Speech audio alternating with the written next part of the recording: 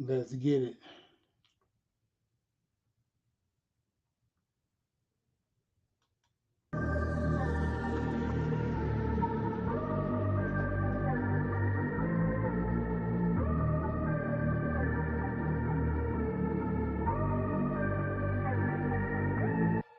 Yeah, now turn the beat up, beat up. I think I feel it, feel it. We talking Jesus, Jesus, he be the realest, realest. We rep that raw, raw. We so official, official. And after this, homie, we taking pictures, pictures. The paparazzi watching, they on my radar daily. We repping Christ, that Christ, he be the savior. Excuse my raw behavior, I do his will without Jada, will without Jada. Talking nonsense. No, I see you later. Later, I left that life alone. We thinking greater, greater. Now I'm on God's team. The devil calls me traitor. I had that slum thinking. I'm thinking skyscrapers. I talk abundant life. Lil' homie, you should try it. Now put your wallet away.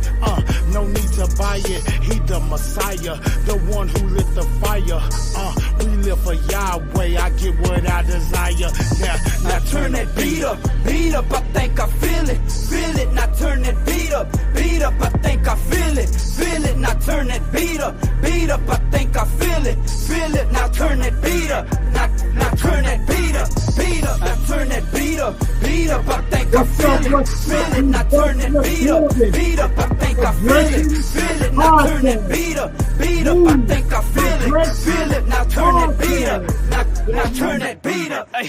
We're bringing the cross wherever we go, and man, the hood needs saving. I'm trying to reach some souls, ain't there no way you can have him, Satan. With the body of Christ, no division. At his feet hitting the streets like a collision. Ain't no more giving, ain't no more giving, ain't no more giving, ain't no more giving up. Cause the Lord's with us for whatever we do.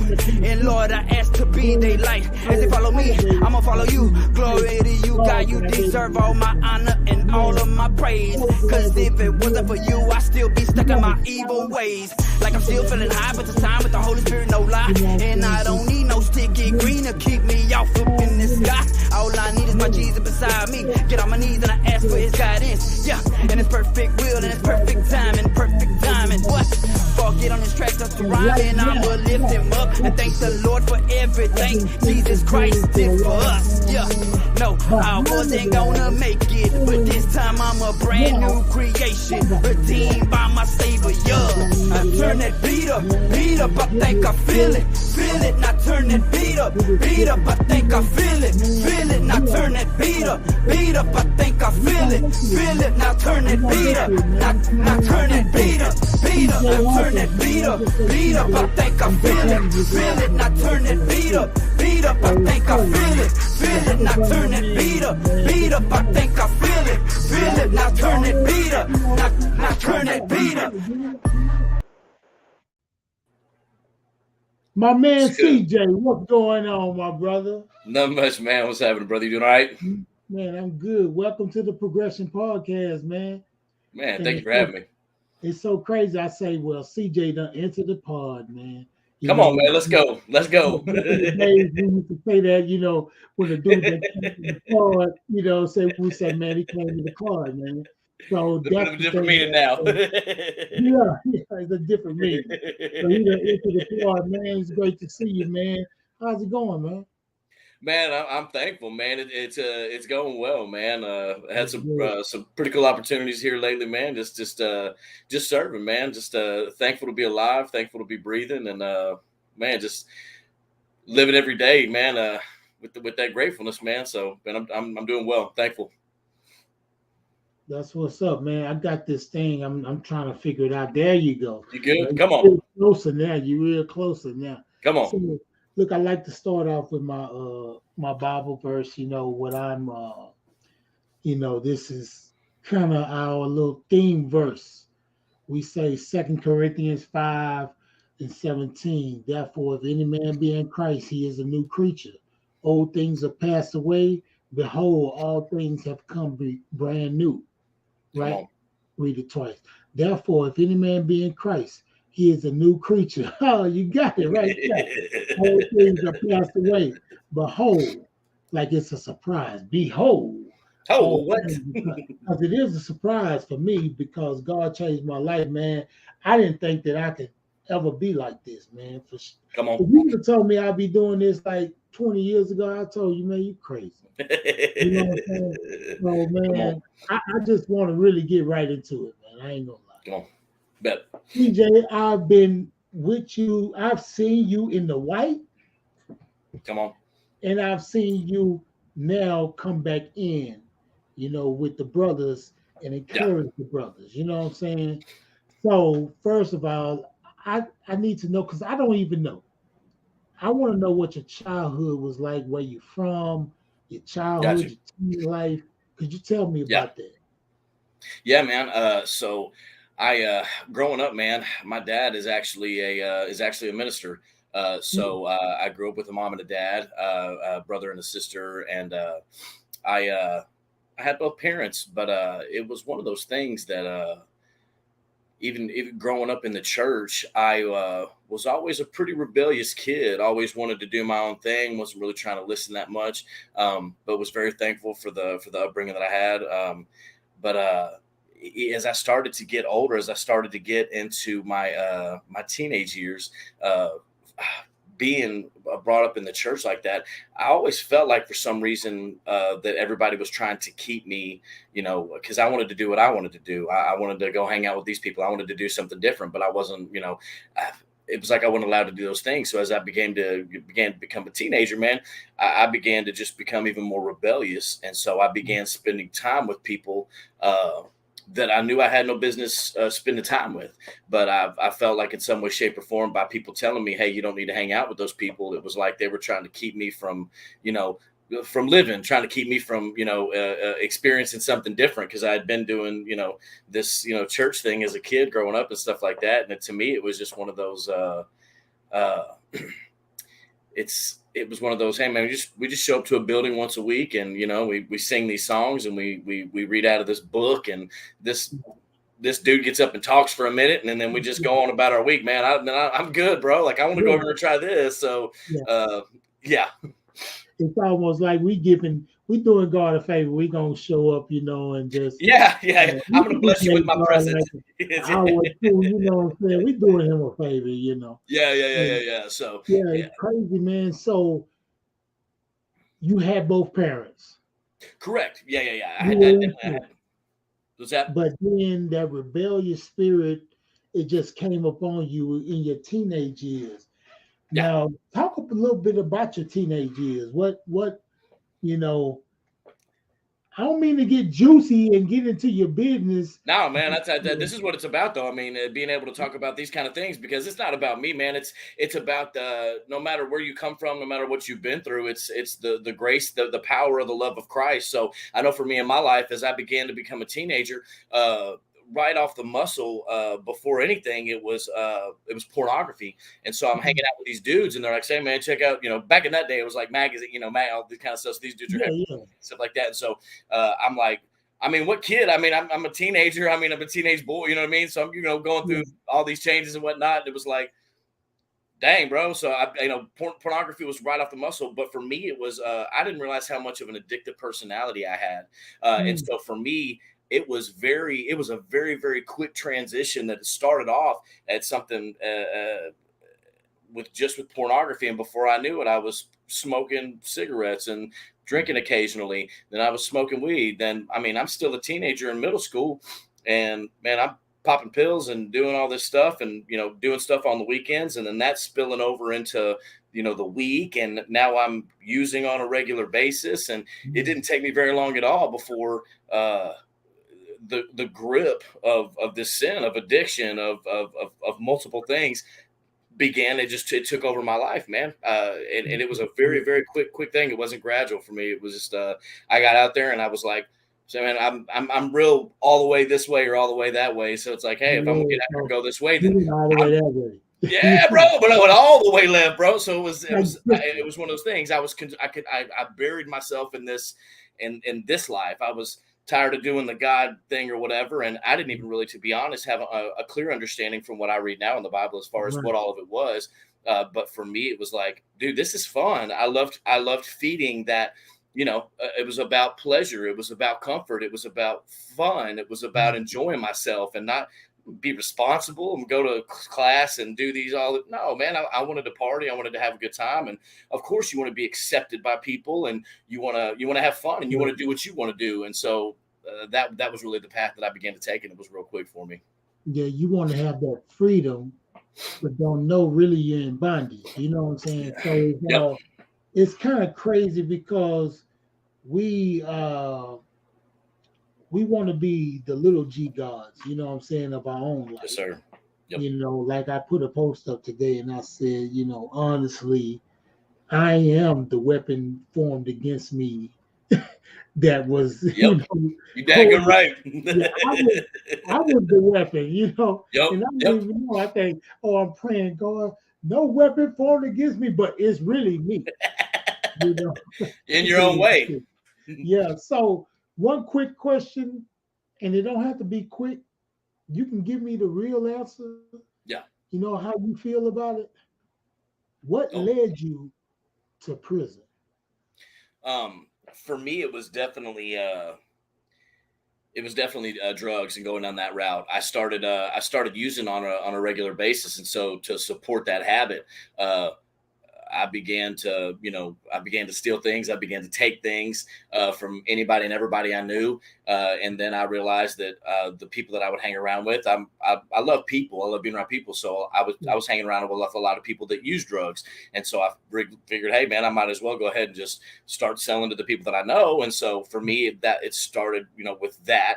And then from that, it didn't take me very long, just with the way my mind worked. I was like, well, hey man, Dope Man's not going to call the police if we go and rob him. So that was for me. That began to be a regular thing. I would still work in restaurants, so that was kind of like my end, to have a community and network of people that I would sell to. So I would go and I would get a connect. I would buy from him and sell to the people that I worked with. And after going through him, because I would go, 3, 4, 5 times a week to pick up.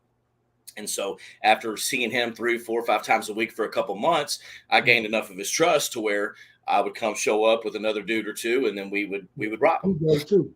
Yeah, come on. Yeah, like you say, he goes too.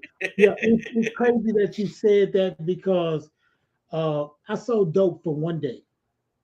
Come on. I'm telling you what happened. I sold dope for one day, and God put me in some apartments. He said, I was like 15 years old. And so he put me in apartments, in one apartment, and he said, roll the curtains up, put it in a ball, and that means you got some. The fiends will know you got some. But when you let the thing down, that means you done sold out. They know not to come. So they knocked on the door, and, I'm 15. I don't know no better. So I opened the door. Man, it's about 4 dudes, grown dudes, coming there and robbed me. Yeah. I even had a gun in my pocket. They took the gun out my pocket and said, what are you doing with this? You know what I'm saying? And so they beat me like I was a grown man. And so I sold dope for one day, right? And that day, the dude I was selling the dope for, he came and picked me up. And I told him the whole story on the way home. Told him the whole story. Oh man, you see my eye, you see everything. The gun is gone, everything. He didn't say anything, but when he got to my house, he was letting me out the car. And I said, man, I'm so sorry, man. Hey man, I'm sorry. He looked at me, he said, I still want my money though. Oh. Yeah, and so I was like, I done told this dude everything, man, and he still want his money. It's almost like they don't care about me. So, the thing was, something was birthed in me that day. I said I had spent all that day selling this 50-pack, all that day. But they came in 5 minutes and took the whole money from me. So robbing had got into my head. I was like, man, that was easier. Yeah. You know. Yeah. And so, a stupid mind, I just had a stupid mind and say, well, I think I want to do that, Yeah. So I started robbing. You know what I'm saying? Yeah. So, Yeah. the power of what you see, and what's going to your head. And when you have a young mind, it's the power of what you see. Definitely. And those things that you contemplate, you think about, and then you manifest. You know what I'm saying? And started doing. That's how I was led to the penitentiary. Yeah, man. Yeah. So I see how you was led to the penitentiary, right? Yeah. What was it like your first day in? Man, it was it was one of those things. It was crazy because I had spent so many years surrounding myself with the kind of people that I was going to do time with in prison. And so I get to prison, and you know what I'm saying? And so it was one of those things. It was like because I got high. So what? You're almost comfortable. Yeah. I mean, like I was like, oh, hey, you recognize a couple people, especially from Harris County anyway. But yeah, it was one of those things that my first day in, I was like, I mean, the drugs have worn off. I'm used to getting high every day. And so it was like, it's worn off, and you're kind of, realizing what's going on. And it's a rock bottom kind of moment. You know what I'm saying? Especially if you don't,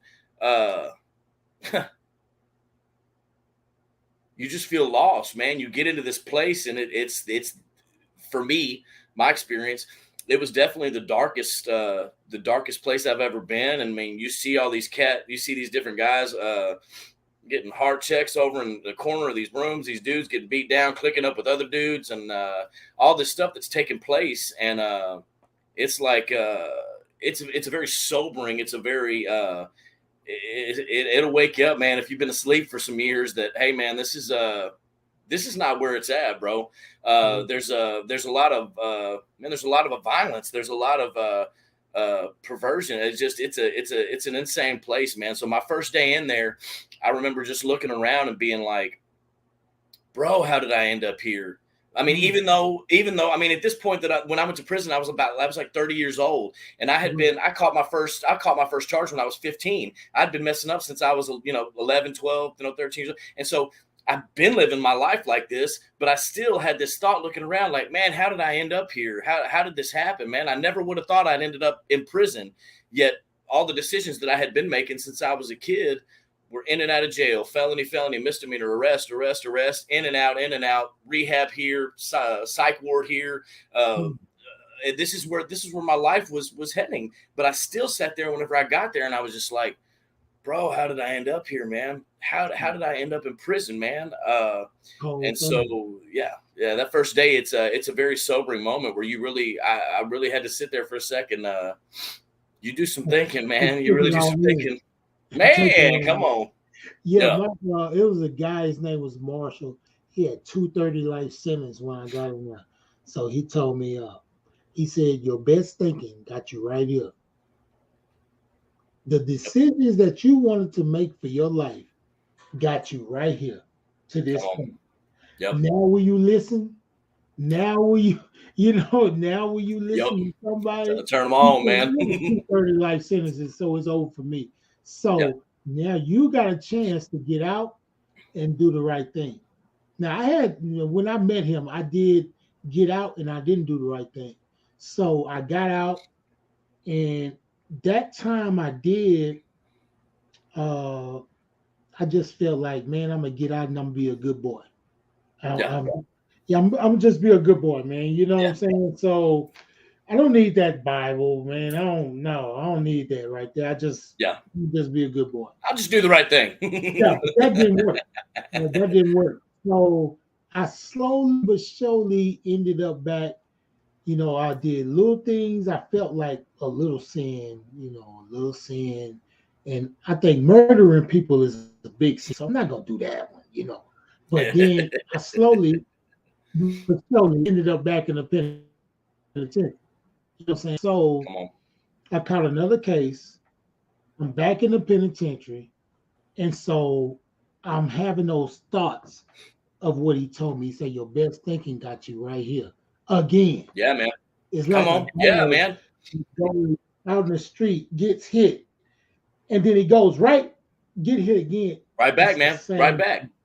right back. Yeah, I did. But I think you said it well though. It's we a lot of us, myself included, I have believed this lie my entire life, that it's like how the enemy likes to minimize things, and how he uses our thinking and our thoughts to say, yeah, man, I may be out doing A, B, and C, but at least I'm not out, hitting licks, and at least I'm not back out, doing this and do it. Yeah. But I'm still not doing the things I know I need to be doing. But that's the way the enemy used me as well, as far as saying, man, even while I was locked up, man, I say, you know what, I'm going to walk and I'm going to do my time the right way. I did my time solo, so I didn't roll with anybody, but I say, man, I'm going to stay in my word. I'm going to link up with some guys and follow Christ while I'm in here. And still, it was one of those things where I minimized it, and I was like, well, I know I need to study my word, but I'll just read a little verse or here or there, and I'll go to church or whatever. But my heart wasn't in the right place. So I still wasn't doing what I know I needed to be doing in regards to following him. And the enemy he'll use that every single time, man, every single time. And like that belief, like there's this big gray area that you can live in as a believer, right? Like it's not just black and white. There's this gray area where, hey, I'm a Christian, but I'm not out, killing people and robbing and doing drugs and stuff. I'm just kind of, going on about being a good boy, doing what I know I'm supposed to be doing. That's why, But it's such a lie, man. It's such a lie, because it's that mindset that the enemy wants us to have, so he can take us further and further. Because what's it going to lead me to, man? If I'm just going to do a little bit wrong, then that makes it that much easier the next time that I got a decision if I'm going to do something. I mean, it's a little bit further, but at least it's not. Right. Sometimes I think we have the misconception that, I always can come back. I can, it's not much, you know what I'm saying? But I think that once because it's a lot of us Christians, believers, that walk around and say, well, I'm afforded a little sin. I think I'm afforded a little sin. For we've all sinned and fall short of the glory of God. I do stuff that God is not pleased with every day. I understand that. I'm not one of the. I used to go into churches and I would hear preachers say, I want to give thanks to God, the pastors on the roster, and sinners if it be any. And I used to be like, am I the only one? I mean, if you're not, you might as well go on up right now, So my pastor used to say something. He said, you so heavenly good to earthly good. So you might as well go up, Yeah, man, really need you. Tell me your secret before you go. Tell me your secret, because I can't figure it out, dude. You really don't need you down here. So thank you. Hey, thank you for your service. No, for real. It's like, I feel you, man. In prison, the second time when I did give my life to Jesus Christ, I just came to a point. Like I tell people all the time, I came to Jesus out of fear. Come on. And not out of love. Now, when I got out, I started studying the word a little bit more. I had that hunger for more. And then I say, I need to come to Jesus out of love, because this is what I'm feeling right now. You know what I'm saying? Yeah. So what I want to ask you is, was there in that stint, was there a life-changing moment that you had, like something you can pick out of that time? Like, I know it's like 2 times when I was locked up that it just changed my whole mindset. So is it a part in there that, a moment that changed your life? Yeah, man.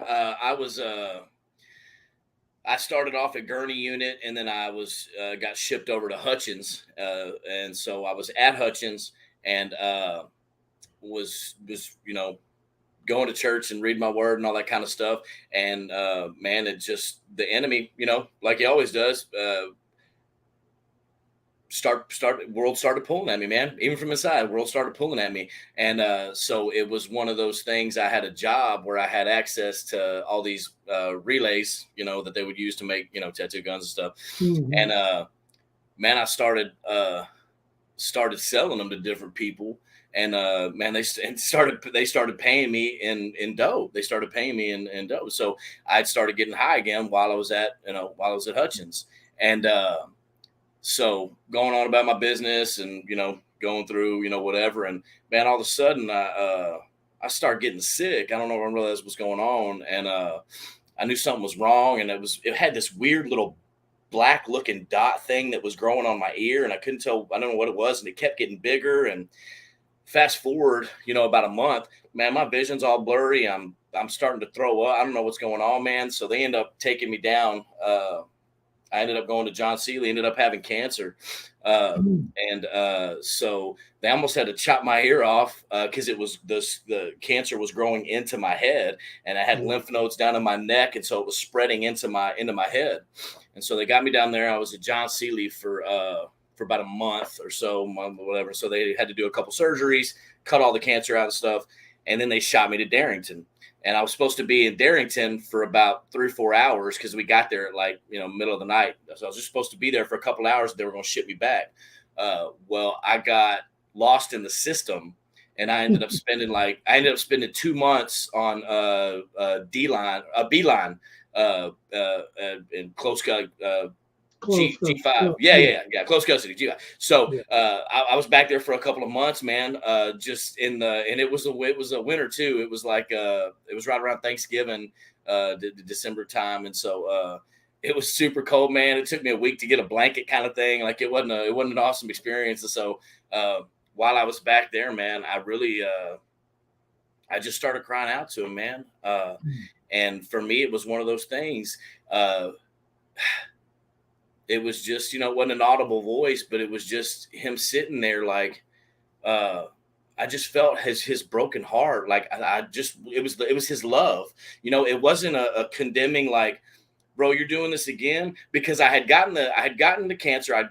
They cut it all out. I sat back on close custody, and this dude that was in the cell next to me passed me a stick, passed me a K2, too. And so, I'm back there. I'm in, so I was like, I might, just one little, and so sat there to smoke whatever, and passed it back to him. And I was sitting there, and I had written all these scriptures up on the wall in my cell, and I'm sitting there looking at them, and I'm just like, I just felt in almost a tangible way the love of Christ. And so I had this moment where it was just like, he was like, you know what, man, I love you. I want more for you than this. I love you. I want to use you. I felt called to ministry since I was a kid in regards to music and ministry and all that kind of stuff. I felt a calling and a pulling on my life to do that. But I just felt him just telling me I love you. Yes. This is not, and it was almost like he was just conveying to me, that this isn't going to bring you happiness. That this is only temporary. I know that this is what you keep looking for is what I have to offer you, and this is not going to give it to you. I love you. And so I just had this moment where I was like, man. So for me, that was a moment in prison where it was like, man, I gotta start serving him again. I got to get back, and I got to not only get back in the church. I need to surrender. I need to lay what I want. I need to lay what I, it was that, that Luke 9:23, man. I had to deny myself, man, what I want, what I think, and just surrender. So, yeah.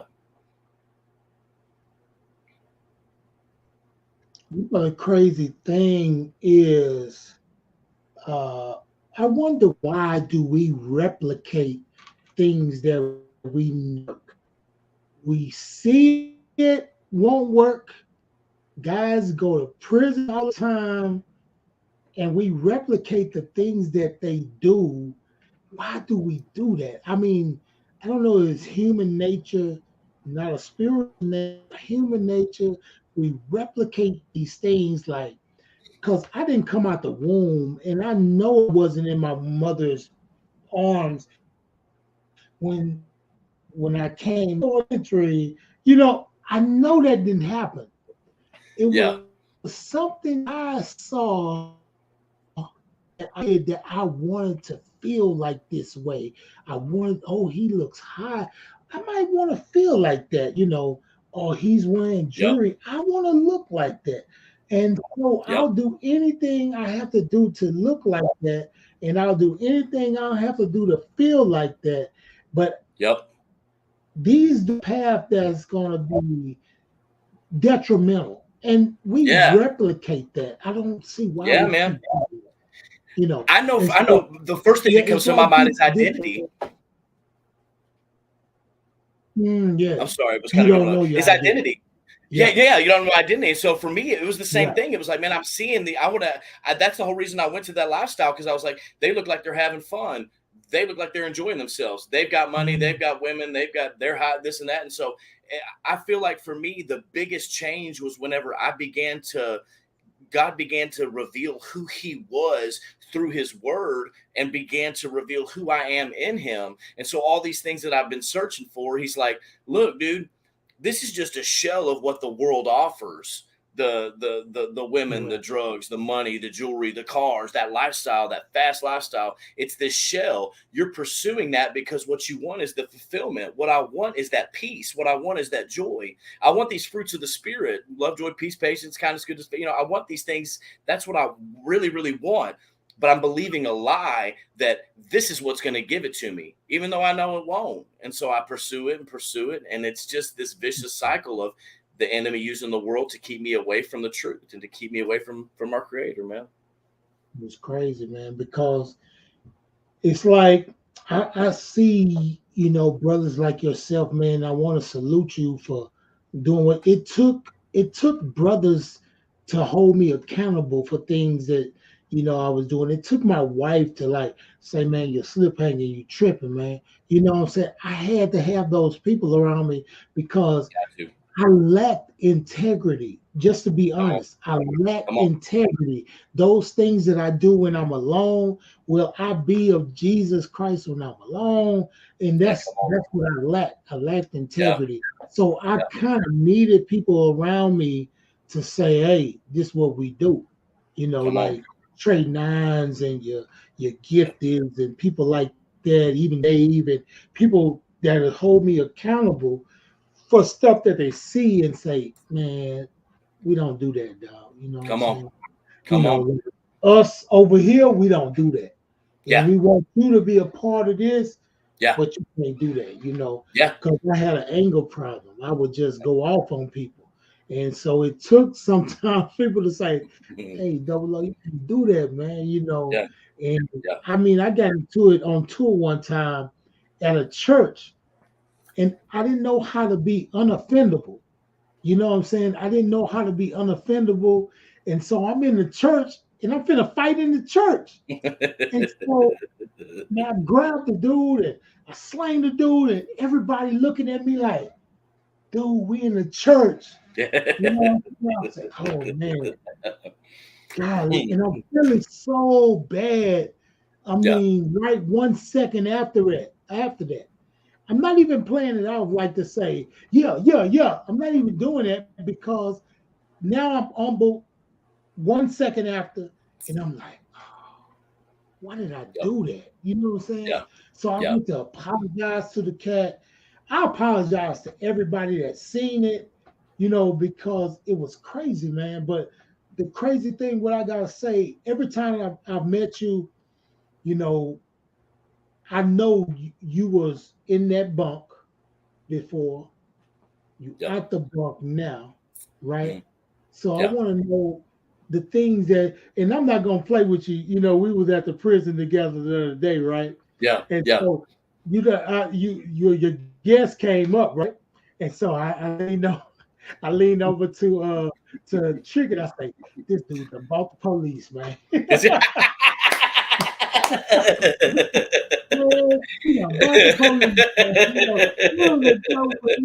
man, I'm a good law-abiding citizen. I'm a reputable person in society. I'm okay. But I was like, he's about the laws, man. He would bring the police in here with us, man. God bless.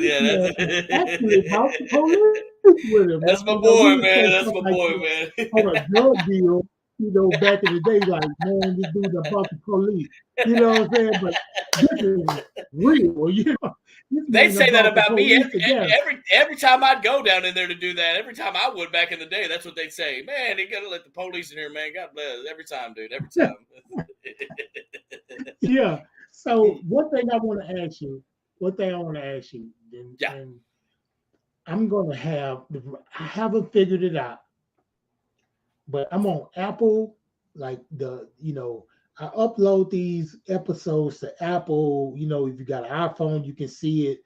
If you got a Samsung, you can see it. Whatever, Android or whatever, Spotify. So these shows will, be going on all those platforms. And I'm attempting to go on the JPay platform and the Securus platform so people can hear it where we come from. And I'm just learning a few months ago, everybody got tablets now. And so bro, man, insane. And so I wanted to do this podcast with brothers that have been incarcerated, know what it's like. That's why it's called the Progression Podcast, the progress, that God gives us. And so I really want to know, what are you doing? Well, not what you're doing now. First off, I'm gonna ask you that, but no, I'm gonna ask you, what are you doing now? What is your thing now? So I serve at I work for actually for a church member, do like mobile upholstery work. So work on vehicles, boats, stuff like that. My boss is owns the business, and so it's a very small. I was his only employee. He just brought in a couple more people to work, and so stay super busy with that as far as work. But I definitely stay busy serving, man. Every time Charm goes in, I go. I'm going in to be a part of that. I've got another buddy. He goes in occasionally and speaks at some prisons, so I go in with him whenever he goes in. I've been just started last month speaking at a juvenile detention center down in Galveston County, and I actually go. I go once a month, and I go lead worship over at it's a men's restoration home out in the middle of nowhere, out in a little town called Wallace, Texas, called the Sheepfold. It's an amazing ministry, man. And so I go out there and lead worship once a month. And I serve at the church that I attend called The Bridge. They're located in Sugar Land, Richmond. And so I sing, help lead worship over there every week at one of the two campuses. And God's doing a lot of amazing things there at that church, and through every ministry that I'm blessed to be able to serve with, man. Charm, the Sheepfold, the Bridge. Every single ministry, man, God is just doing some amazing things, because it just seems like there's more and more people that are willing to be bold about the name of Christ and to really step out and to speak about, what he's done in their life. And it's not only is giving people hope, it's changing people's lives. And it's, as it's not about us. It's not about the things we've done. It's about this transforming love, this transforming grace and mercy that he pours out on us. And so, man, that's what I'm doing now, is just serving and loving it. That's wonderful, because when I was locked up, to tell you seriously, CJ, when I was locked up, and I'm not being ageist or racist, but it was some old white man that would come in and he would barely walk in, and I was like, man, I really can't relate to this guy. But I was real happy he came, because, hey, man, that man took the time out of his day to come and just talk to us and go through that search and all that kind of stuff. So I was real grateful. So if I would have had a guy that come in like you, that'll tell me some stuff. If you would have came to me that first time I was in prison, I probably wouldn't have went back that second time. You know what I'm saying? Because oh man, this dude, hey man, he just like me. Look at him right now. What he doing? You know what I'm saying? I could be doing that. And so now that's what I'm doing. I'm going back in with you, Charm, Trey 9. We going back to give love to the brothers. Well, I think that's one of the biggest things too is, and I shared this whenever we were at Darrington last week, man, I've been out 2 years, and right after I got out, man, I fell flat on my face, and so I think it's one of those things that I definitely want to encourage people as well, that, man, use the time that you're in there. And even if you're not incarcerated or locked up, bro, use whatever time that you have in your life, whenever you have time to get in that word and draw close. Because, man, the enemy, man, he is going around, man. He's going around, man, just waiting for an opportunity to jump in and slip in. And for like I said, for me, man, I got out, man, was chasing after a female, and within a few months had a needle back in my arm, and dude, I'm so thankful, man. And a lot of times I know previously in my life, I would let experiences like that kind of keep me quiet. And, hey, man, you know what? Maybe I'm not supposed to do this. And I said, man, you know what, man? Let's go, man. And so I was really.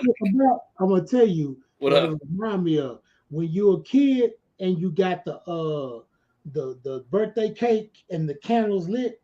And so they say, make a wish. You know what I'm saying? So you blow out all the candles. They say, okay, just keep the wish to yourself. You know what I'm saying? It'll come true. Right. But if you tell somebody, that won't come true. Right. So maybe telling somebody that what happened, that won't happen again. You know what I'm saying? Pray to God. If it's God's will, we know it won't happen again. I'm glad you're giving that testimony, because I hope to get the same testimony, man, because shoot, powder was back up in my nose. The second time. So I said, man, I gotta tell that testimony. I gotta tell somebody, because they died right now. And then maybe, layman's terms, tangible ways, I can keep him out my house. Yeah. Maybe if I spread this, he won't be in my house like 3 weeks. Come on. So come on. That's what I want to say. So I said, we're going to be on JPay. Come on. Securities. So what I want to ask you is, can you talk to the person? Because we try to make our minds still before we get out, and we have these disappointments that happen to us when we come home. We have this plan A, B, C, and don't know we need a D, E, F. You know what I'm saying? All of them, all the letters, really. But I want you to tell a message to the guys that's in the bunk right now, about to come home. They got like 3 years. They had caravans, you know what I'm saying? In about 3 years, they got 3 years, not 3 months, 3 years. Yeah. What should they do right now to prepare to get out here? Because it's a lot out here. Yeah. So I would say one of the biggest things that I would encourage would be to work on the intimacy in your walk with Jesus Christ, man. I would definitely say I would pour every spare moment that I had, I would pour it into not just reading his word, but studying his word, memorizing scripture, internalizing it. I would definitely say to pour out as much time as you 1 Thessalonians 5:17, man, pray without ceasing. Pray, cry out to God every single day throughout the day, stay in contact with him, but listen for his voice as well. So you get familiar with his voice, and that intimacy will grow in that walk with him. Have a group of men. You touched on this earlier. Have a group of men that you surround yourself with, that there's accountability for, that you're willing to talk about the nitty gritty stuff. Yeah. Like I got guys in my life that I can talk to, like, bro, I'm being tempted with talking about masturbation and porn, all that kind of stuff. Like, hey man, I'm being tempted. I need to talk about I need to have men in my life that I can talk to about, hey man, this chick's hit me up, and I know if I go over there, I know what's going to happen. So I would say build a group of men around you that you can go through this with together, because community is where it's at, man. Without a doubt, bro.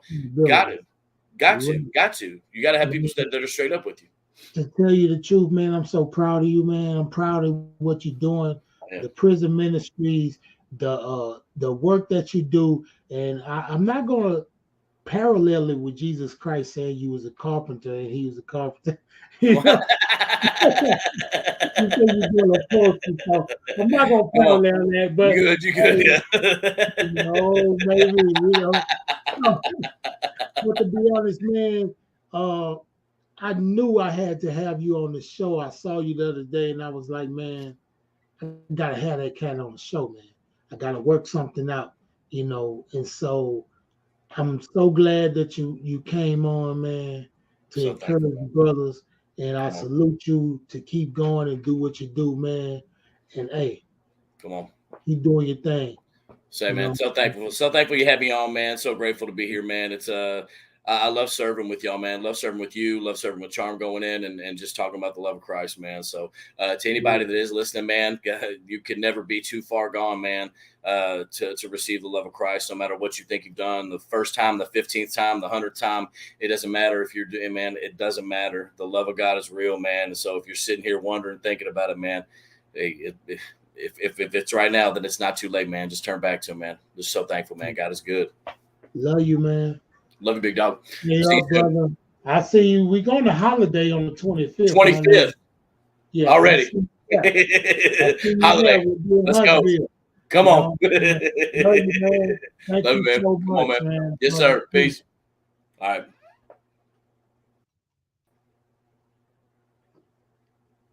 Hey, so check it out. That was my man. My man, CJ Hawkins, man. So, a good dude, man. He had a redemption story like no other, man. So understand this. When you in there right now, I just want to give a message to those guys, man. Don't let your yesterday kill your future. So them thoughts that you have about being an old man, kill them, man. Don't let that stuff go, the long way, So, man, shout out to my man CJ Hawkins, man. And it was a funny yet informative show, you know what I'm saying? So I just thank him for everything he's done, man. Like I say, don't let your yesterday kill your tomorrow, man. You know what I'm saying? 007, man. And and so usually I just go out with the theme song. And so I guess I'll go back out with the theme song, you know what I'm saying? So y'all ready to go?